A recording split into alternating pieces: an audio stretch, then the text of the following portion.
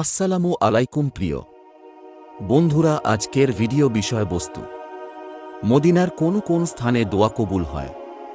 তো চলুন ভিডিও শুরু করা যাক। মদিনা নামটি মুসলিম হৃদয়ে প্রেম ভালোবাসার ঝড় তোলে। বিশ্ব নবী সাল্লাল্লাহু আলাইহি ওয়াসাল্লামের আশেকগণ মদিনা জিয়ারাতের জন্য উদ্গ্রীব থাকে। তাই তো রচিত হয়েছে অসংখ্য ইসলামী গান, কবিতা।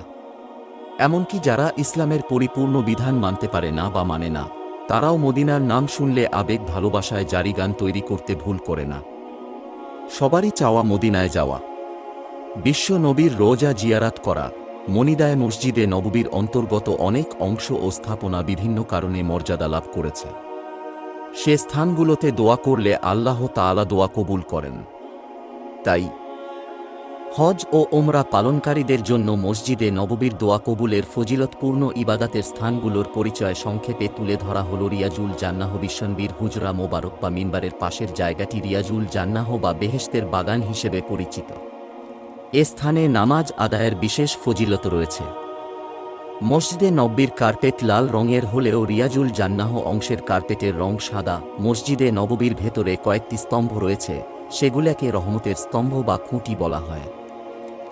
রাসূলুল্লাহ সাল্লাল্লাহু আলাইহি ওয়াসাল্লামের তৈরি মসজিদে খেজুর গাছের খুঁটিগুলোর স্থলে উসমানী সুলতান আব্দুল মাজিদ পাকা স্তম্ভ নির্মাণ করেন। এগুলোর গায়ে মরমর পাথর বসানো এবং স্বর্ণের কারুকাজ করা। প্রথম কাতারে 4টি স্তম্ভের লাল পাথরের এবং পার্থক্য করা সুবিধার জন্য সেগুলোর গায়ে নাম লেখা রয়েছে। উস্তুওয়ানা হান্নানা সুবা স্তম্ভ। মিম্বারে নববীর ডান পাশে খেজুর গাছের গুঁড়ির স্থানে নির্মিত স্তম্ভের নাম উস্তুওয়ানা হান্নানা বা সুবা স্তম্ভ। রাসূলুল্লাহ সাল্লাল্লাহু আলাইহি ওয়াসাল্লাম মিম্বার স্থানান্তরে সময় এ গুঁড়িটি বিশ্বনবীর ভালোবাসায় উঁচু স্বরে কেঁদে উঠেছিল। উস্তুওয়ানা সারির এখানে রাসূলুল্লাহ সাল্লাল্লাহু আলাইহি ওয়াসাল্লাম ইতিকাফ করতেন এবং রাতে আরামের জন্য তাঁর বিছানা এখানে স্থাপন করা হতো। স্তম্ভটি হুজরা শরীফের পশ্চিম পাশে জালি মেয়াবার্কের সঙ্গে রয়েছে।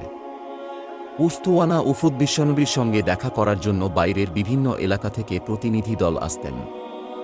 আগত প্রতিনিধি দল এখানে বসে রাসূলুল্লাহ সাল্লাল্লাহু আলাইহি ওয়াসাল্লামের কাছে ইসলাম গ্রহণ করতেন এবং এখানে বসেই কথা বলতেন।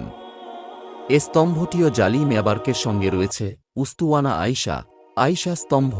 রাসূলুল্লাহ সাল্লাল্লাহু আলাইহি ওয়াসাল্লাম বলেছেন, আমার মসজিদে এমন একটি জায়গা রয়েছে, একজন যদি সেখানে নামাজ পড়ার ফজিলত জানত, তাহলে সেখানে স্থান পাওয়ার জন্য প্রতিযোগিতা করত।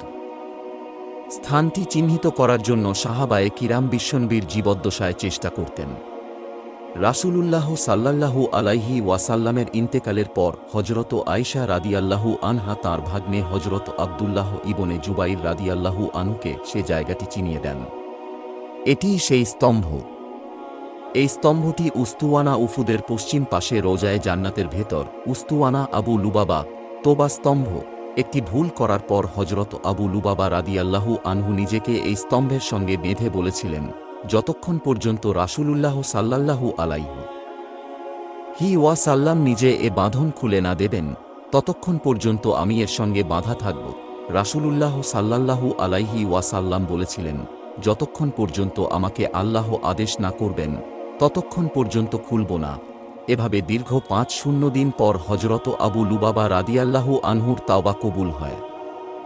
অতঃপর রাসূলুল্লাহ সাল্লাল্লাহু আলাইহি ওয়াসাল্লাম নিজ হাতে তাঁর বাঁধন খুলে দিলেন।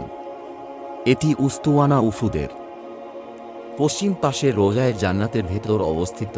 উস্তুওয়ানা জিবরাইল রাসূলুল্লাহ সাল্লাল্লাহু আলাইহি ওয়াসাল্লামের নিকট ফেরেশতা হযরত জিবরিল আলাইহিস সালাম যখনই হযরত দাহিয়াতুল কাদি রাদিয়াল্লাহু আনহুর আকৃতি ধারণ করে ওহী নিয়ে আসতেন, তখন অধিকাংশ সময় তাঁকে এখানেই উপবিষ্ট দেখা যেত। মিহরাবে নববিয়ে মিম্বারের ডান পাশে রাসূলুল্লাহ সাল্লাল্লাহু আলাইহি ওয়াসাল্লাম দাঁড়াতেন। ভিড় না থাকলে মাকরুহ সময় ব্যতীত কাউকে কষ্ট না দিয়ে এখানে নফল নামাজ আদায় করুন। নিজে নামাজ পড়ার পাশাপাশি অন্যকেও এ স্থানে নামাজ আদায়ের সুযোগ করে দিন। জান্নাতুল বাকি নামক স্থানটি মসজিদে নববীর পাশেই অবস্থিত।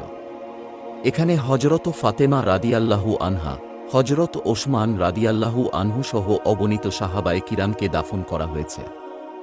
প্রতিনিয়ত এর এক পাশে নতুন নতুন কবর হচ্ছে।